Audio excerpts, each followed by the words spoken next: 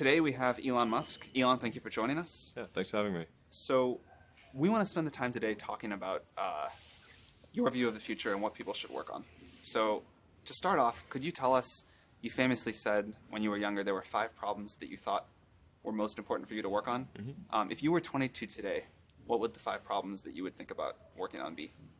Well, first of all, I think if somebody is doing something that is useful to the rest of society, I think that's a good thing. Like, it doesn't have to change the world. Like, if you're doing something that has high value to people, and frankly, even if it's something, if it's like just a little game, or some improvement in photo sharing or something, if it has a small amount of good for a large number of people, I think that's fine. Like, stuff doesn't need to be changed the world just to be good. But in terms of things that I think are most likely to affect the future of humanity, I think AI is probably the single biggest item in the near term that's likely to affect humanity. So it's very important that we have the advent of AI in a good way. That is something that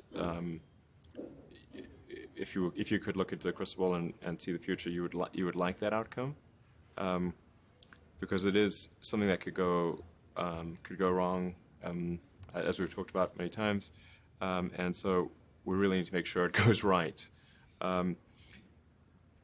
That's I think AI, working on AI and making sure it's a great future. That's the most important thing I think right now, the most pressing item. Then. Obviously, anything to do with genetics.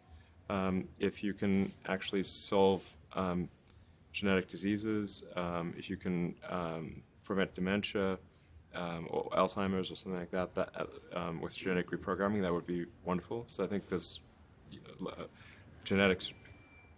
It might be the sort of second most important item. I think having a high bandwidth interface to the brain, like. We're currently bandwidth limited. We have a digital tertiary self in the form of our email capabilities, like computers, phones, applications. We're effectively superhuman, but we're extremely bandwidth constrained in that interface between the cortex and your sort of that tertiary digital form of yourself. And helping solve that bandwidth constraint would be, I think, very important for the future as well. So one of the, I think, most common questions I hear ambitious young people ask is, I want to be the next Elon Musk. How do I do that? Obviously, the next Elon Musk will work on very different things than you did. But what have you done, or what did you do when you were younger that you think sort of set you up to have a big impact? Well, I think first of all I should say that I did not expect to be involved in all these things. So the 5 things that I thought about at the time in college, so quite a long time ago, 25 years ago. Making life multiplanetary, accelerating the transition to sustainable energy, the internet, broadly speaking, and then genetics and AI. I think I didn't expect to be involved in all of those things. I actually, at the time in college, I sort of thought helping with electrification of cars was how I would start out, and that's actually what I worked on as an intern, was advanced ultracapacitors to see if they would be a breakthrough relative to batteries for energy storage in cars. And then when I came out to go to Stanford, that's what I was going to be doing my grad studies on, was working on advanced energy storage technologies for electric cars. And then I put that on hold to start an internet company in '95, because there does seem to be like a time for particular technologies when they're at a steep point in the inflection curve, and I didn't want to, do a PhD at Stanford and watch it all happen, and I wasn't entirely certain that the technology I'd be working on would actually succeed. Like you can get a doctorate on many things that ultimately do not have a practical bearing on the world, and I wanted to. I really was just trying to be useful. That's the optimization. It's like, what can I do that would actually be useful? Do you think people that want to be useful today should get PhDs? Mostly not. So what is the best way to Some be useful? yes, but mostly not. How should someone figure out how they can be most useful? Whatever this thing is that you're trying to create, what would be the utility delta compared to the current state of the art times how many people it would affect? So that's why I think having something that makes a big difference but affects a sort of small to moderate number of people is great. As is something that makes even a small difference but affects a vast number of people, like the area under the area curve. under the curve. Yeah, exactly. The area under the curve would actually be roughly similar for those two things. So it's actually really about just trying to be useful and matter. And then when you're trying to estimate probability of success, so you say this thing will be really useful, good area under the curve. I guess to use the example of SpaceX. Mm-hmm. When you made the go decision that you were actually going to do that, this was kind of a very crazy thing at the time. Very crazy, very for sure. Crazy. Yeah, people are not shy about saying that. But I kind of agree. I agreed with them that it was quite crazy. Crazy if the objective was to achieve the best risk-adjusted return, starting a rocket company is insane.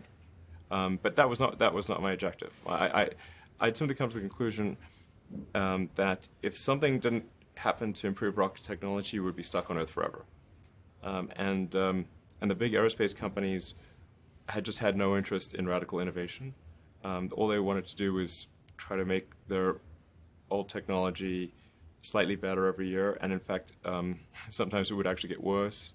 And particularly in rockets, it's pretty bad. Like in '69, we were able to go to the moon with the Saturn V, and then the space shuttle could only take people to low Earth orbit, and then the space shuttle retired. I mean, that trend is basically trends to zero. People sometimes think technology just automatically gets better every year, but it actually doesn't. It only gets better if smart people work like crazy to make it better. That's how any technology actually gets better. And by itself, technology, if people don't work on it, actually will decline. I mean, you can look at the history of civilizations, many civilizations, and look at, say, ancient Egypt, where they were able to build these incredible pyramids, and then they basically forgot how to build pyramids. And then even hieroglyphics, they forgot how to read hieroglyphics. So we look at Rome and how they were able to build these incredible roadways and aqueducts and indoor plumbing, and they forgot how to do all of those things. And there are many such examples in history. So I think should always bear in mind that entropy is not on your side. Yeah. One thing I really like about you is you are unusually fearless and willing to go in the face of other people telling you something is crazy. And I know a lot of pretty crazy people, you still stand out. Where does that come from, or how do you think about making a decision when everyone tells you this is a crazy idea? Or where do you get the internal strength to do that? Well, first of all, I'd say I actually think I feel fear quite strongly. So it's not as though I just have the absence of fear. I feel it quite strongly. But there are just times when something is important enough, you believe in it enough, that you do it in spite of the fear. So speaking of important things, like people shouldn't think people shouldn't think, well, I feel fear about this and therefore I shouldn't do it. It's normal to feel fear. Like you'd have to be something mentally wrong if you didn't feel fear. So you just feel it and let the importance of it drive you to do it anyway. Yeah, actually, something that can be helpful is fatalism, to some degree. If you just accept the probabilities, then that diminishes fear. When starting SpaceX, I thought the odds of success were less than 10%, and I just accepted that actually probably I would just lose everything.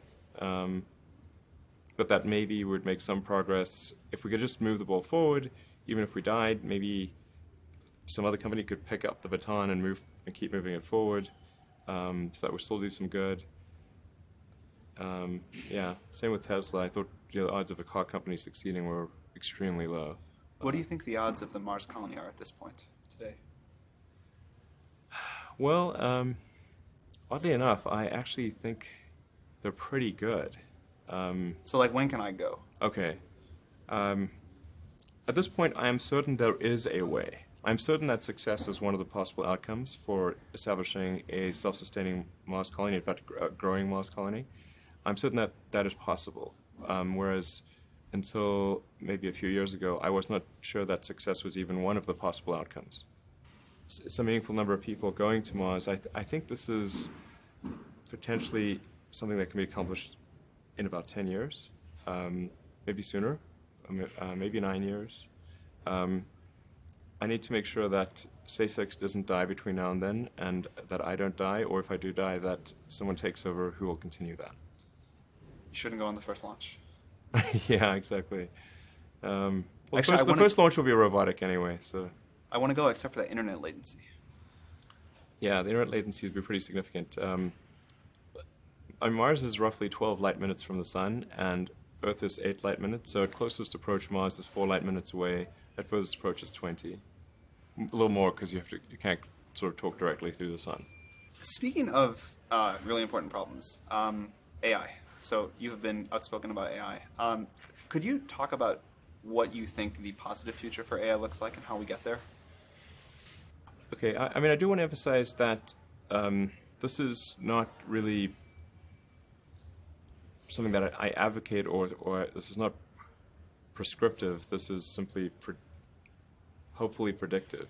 Because people sometimes say, well, like this is something that I want to occur, instead of this is something I think that probably is the best of the available alternatives. The best of the available alternatives that I can come up with, and maybe somebody else can come up with a better approach or better outcome, is that we achieve democratization of AI technology, meaning that no one company or small set of individuals has control over advanced AI technology. I think that's very dangerous. It could also get stolen by somebody bad, like some evil dictator of a country could send their intelligence agency to go steal it and gain control. It just becomes a very unstable situation, I think, if you've got any incredibly powerful AI. You just don't know who's going to control that. So it's not as though I think that the risk is that the AI would develop a will of its own right off the bat. I think it's more that's the concern is that someone may use it in a way that is bad, and even if they weren't going to use it in a way that's bad, that somebody could take it from them and use it in a way that's bad. That I think is quite a big danger. So I think we must have democratization of AI technology and make it widely available. And that's the reason that obviously Yumi and the rest of the team created OpenAI, was to help with the help spread out AI technology so it doesn't get concentrated in the hands of a few. But then of course that needs to be combined with solving the high bandwidth interface to the cortex. Humans are so slow. Humans are so slow. Yes, exactly. But we already have a situation in our brain where we've got the cortex and the limbic system. And the limbic system is kind of that's the primitive brain. It's kind of like your instincts and whatnot. And then the cortex is the thinking upper part of the brain. Those two seem to work together quite well. Occasionally your cortex and limbic system may disagree, but it generally works pretty well. Generally works pretty well, and it's like rare to find someone who, I've not found someone who wishes to either get rid of their cortex or get rid of their limbic system. Very true. Yeah, that's unusual. So I think if we can effectively merge with AI by improving that the neural link between your cortex and your digital extension of yourself, which already, like I said, already exists, just has a bandwidth issue, and then effectively you become an AI human symbiote, and if that then is widespread with anyone who wants it can have it, then we solve the control problem as well. We don't have to worry about some sort of evil dictator AI, because kind of we are the AI collectively. That seems like the best outcome I can think of. So you've seen other companies in their early days that start small and get really successful. Hope I don't regret asking this on camera, but how do you think OpenAI is going as a 6-month-old company? I think it's going pretty well. I think we've got a really talented group at OpenAI, and Seems like it. yeah, really talented team, and they're working hard. OpenAI is structured as say a 501c3 nonprofit, but many nonprofits do not have a sense of urgency. It's fine; they don't have to have a sense of urgency, but OpenAI does. Because I think people really believe in the mission. I think it's important, and it's about minimizing the risk of existential harm in the future. And so I think it's going well. I'm pretty impressed with what people are doing and the talent level. And obviously, we're always looking for great people to join who We're up believe to in the like mission. close to 40 people now. It's Yeah. going well. All right, just a few more questions before we wrap up. How do you spend your days now? Like, what do you allocate most of your time to? My time is mostly split. It's split between SpaceX and Tesla, and of course, I try to spend a part of every week at OpenAI. So I spend basically half a day at OpenAI most weeks, and then I have some OpenAI stuff that happens during the week. But other than that, it's really And what do you SpaceX do when and you're Tesla. at SpaceX or Tesla? Like, what does your time look like there? Yeah, so that's a good question. I think a lot of people think I must spend a lot of time with media or on businessy things, but actually almost all my time, like 80% of it, is spent on engineering and design. So it's developing next generation product. That's 80% of it. You probably don't remember this. A very long time ago, many years, you took me on a tour of SpaceX. And the most impressive thing was that you knew every detail of the rocket and every piece of engineering that went into it. And I don't think many people get that about you. Yeah, I think a lot of people think I'm kind of a business person or something, which is fine. Like, business is fine, but but really, it's like at SpaceX. Gwynne Shotwell is chief operating officer. She kind of manages legal, finance, sales, and kind of general business activity. And then my time is almost entirely with the engineering team, working on improving the Falcon 9 and the Dragon spacecraft, and developing the Mars colonial architecture. And then at Tesla, it's working on the Model 3 and some in the design studio, typically half a day a week, dealing with aesthetics and look and feel things, and then most of the rest of the week is just going through engineering of the car itself, as well as engineering of the factory. Because the biggest epiphany I've had this year is that what really matters is the machine that builds the machine, the factory, and that is at least 2 orders of magnitude harder than the vehicle itself. It's amazing to watch the robots go here and these cars just happen.